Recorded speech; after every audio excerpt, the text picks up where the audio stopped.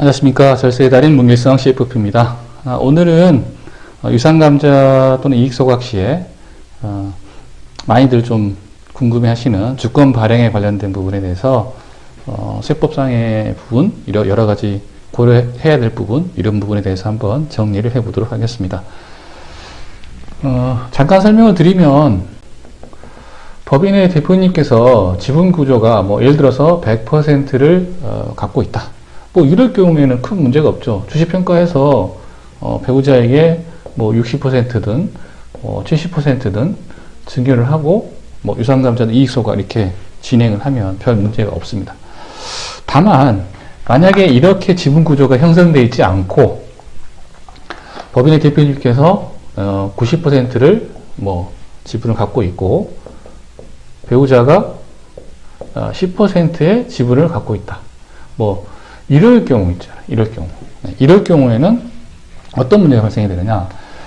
자, 만약에 주권 발행을 하지 않고, 증여를 했다. 그래서 90% 중에 60%를 증여를 했다. 네. 이럴 경우. 자, 이럴 경우에는 어떻게 되죠? 그러면 법인 대표님이 남겨져 있는 지분 가치가 30%가 있는 거죠. 특정되어 있지 않죠. 배우자의 이 정도의 주식이 있다. 금액으로 또 주식 수로는 결정이 되어 있겠지만 명확하게 어떤 주식이 여기가 넘어갔는지 또 어떤 주식이 남아있는지 이런 부분들이 특정되어 있지 않다. 따라서 세법에서는 이렇게 해서 유상감자나 이익소각을 했을 경우에 총평균법을 통해 가지고 의제배당 소득세도 발생이 되게끔 그렇게 계산합니다. 결국은 이 30% 그리고 60% 이 10%가 결국에는 섞여버리는 그런 상황이 생겨버리는 거죠. 그래서 어떻게 해요? 섞여버리는 상황이 생기기 때문에 먼저 증여를 할 때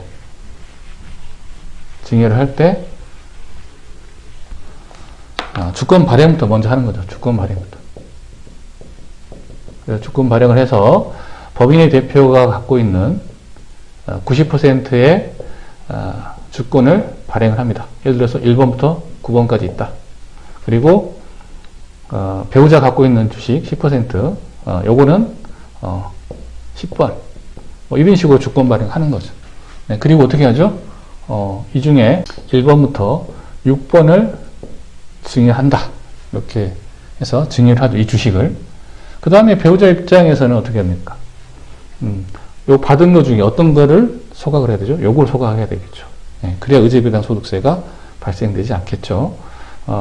그렇게 해서, 상법상의 절차를 거칠 때도 마찬가지로 요 1번부터 6번에 대해서, 유상감자 하겠다. 또는 이익소각 하겠다. 라고, 절차를 밟고 특정 지어서 유상감자를 진행하게 되면 별 문제가 없게 된다. 즉 의제배당 소득세가 발생하지 않게 된다. 그런 내용이죠.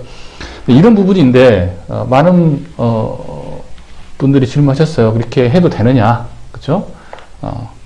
그래서 어떤 세무사님은 가능하다. 어떤 세무사님은 주권 발행해서 하는 건 좀 리스키하다. 이런 분들 계시는데 우리가 저번에 했던 것처럼 국세법령 정보 시스템에 들어가서 이런 관련 내용이 있는지 한번 찾아보면 되는 거죠. 네. 자, 국세법령 정보 치면 이렇게 정보 시스템 뜨죠. 네. 그래서 클릭을 하게 되면 이렇게 뜹니다. 그리고 여기에 이제 검색어에다가 이렇게 이제 주권 발행을 입력을 하시고 이렇게 돋보기 누르시면 자, 이렇게 뜨죠. 네. 그래서 이렇게 뜨면 종합소득세 부분에서 한번 보시게 되고 심판청구 판례 사항을 한번 볼까요? 그래서 들어가게 되면 자, 주식 소각에 따른 의제배당 이런 관련 내용이 뜨죠. 네. 그래서 들어가면 여기 이제 물론 좀 약간은 내용은 다를 수 있습니다만은 결국에는 이제 이런 부분이죠. 주식 소각에 따른 의제배당 시 소각된 주식이 특정되어 있다. 이게 뭐예요? 주권이 발행이 돼서 번호가 명기되어 있다라는 거죠. 그래서 어떤 게 소각이 되고 어떤 게 소각이 되지 않는지에 대해서 명확하게 구분을 했기 때문에 그렇게 해서 절차를 밟고 뭐 유상감자든 이익소각 했을 경우에는 크게 문제될 게 없다. 뭐에 의해서 한다? 개별법에 의해서, 즉 총평균법이 아닌 개별법에 의해서 네, 평가를 하는 게 타당하다. 그렇죠? 그래서 부가처분은 안 된다. 취소해라. 이런 거죠. 자, 그리고 뭐 좀 반대적인 부분도 한번 볼까요? 여기 한번 보게 되면 여기는 반대적으로 뭐라고 돼 있어요? 청구인이 제출한 유상감자 관련 주청 특별 결의에서도 주식을 특정하여 감자, 소각한다는 내용이 없는 점 등에 비춰 이권 과세는 정당하다. 이렇게 되어 있습니다.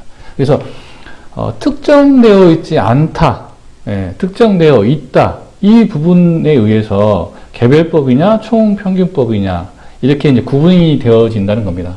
그래서 주권 발행을 했을 경우에는 명확하게 구분이 되어 있고 그 구분된 것들에 대해서도 상법상 절차를 거칠 때 명확하게 어떤 것들이 감자 또는 소각이 되는지에 대해서 명확하게 나타내어 준다면 총평균법이 아닌 개별법에 의해서 평가받게 되므로 뭐 그 사전에 조치를 취하잖아요, 저희들은. 그래서 의제배당 소득세가 과세되지 않는다. 그렇죠?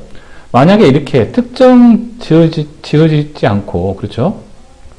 별도로 구분돼서 관리되어 있지 아니하였을 경우에 만약에 어떤 총액적인 금액, 주식수 이렇게만 했을 경우에는 어떻게 된다? 전체적인 주식을 놓고 평균을 계산을 해서 결국은 세금을 계산할 수밖에 없게 되는 그런 상황에 놓여지게 된다. 결국 의제배당 소득세가 과세가 된다. 이런 부분인 거죠. 많은 세무사님들이 어떤 분들은 이런 총평균법에 의해서 세법에 의한 계산이 맞다라고 이야기를 하시는데요. 주권 발행을 해서 하는 부분에 대해서는 모르시는 세무사님도 계시고요. 또 설사 그 부분이 있다고 해도 조금 리스키하다라고 이렇게 말씀하시는 세무사님도 계십니다. 정답이 뭐냐? 정답은 하나죠. 이런 판례를 가지고 명확하게 내가 그 부분에서 소명할 수 있다라는 세무사님을 만나시면 되는 거고요. 또는 그런 회계사님을 만나시면 되는 거죠. 그렇지 않을 경우에는 여러분들이 기장하시는 세무사님이 만약에 이 부분에 대해서도 조금 그래도 위험하다 이렇게 말씀하시면 방법이 없잖아요. 그죠? 네. 근데 판례가 나와 있기 때문에 크게 두려워할 건 없습니다만은 항상 제가 말씀을 드리죠. 세법은 조심을 하되 무서워할 필요는 없다라고 말씀을 드립니다. 그렇지만 그 부분에 대해서 만약에 세무조사나 이렇게 만약에 소송이 됐을 경우에 대변할 수 있고 명확하게 일을 진행할 수 있고 책임질 수 있는 그런 분을 만나시는 게 굉장히 중요하겠죠. 네. 그리고 이제 주권 발행에 대해서 잠깐 설명을 드리면요. 주권 발행은 실제적으로 여러분 그 인터넷에 주권 발행 치시면 인쇄서도 나옵니다. 네. 그래서 인쇄를 명확하게 하셔도 되고요. 그렇게 해도 되지만 회사에서 발행을 해도 된다고 합니다. 그래서 회사에서 발행을 해서 명확하게 증권 구분 숫자화 되어 있는 넘버링을 달아야 되겠죠. 네, 그렇게 하고 반드시 증빙을 해야 되겠죠. 그냥 자체적으로 하면 그게 무슨 의미가 있습니까? 반드시 증빙을 해야 되겠죠. 네, 대한민국 정부로부터 인증을 받아야 되겠죠. 네, 그렇게 해서 진행을 할 수도 있겠습니다. 자, 지금까지 제가 주권 발행이 과연 세법상의 문제가 주권 발행을 통해서 배우자 증여 그리고 소각을 했을 때 문제가 되느냐, 될 수 있느냐 이런 부분에서 말씀을 드렸지만 항상 정답은 물론 저는 갖고 있습니다만은 많은 분들이 자꾸 여쭤보세요. 이거를 진짜냐 아니냐 그러시는데 결론은 여러분들이 선택하시는 세무사님이든 회계사님이든 그분들이 충분히 이런 부분들이 있기 때문에 판례가 있기 때문에 가능하다라고 하시는 분들을 만나시게 되면 진행을 하셔도 될 것 같고요.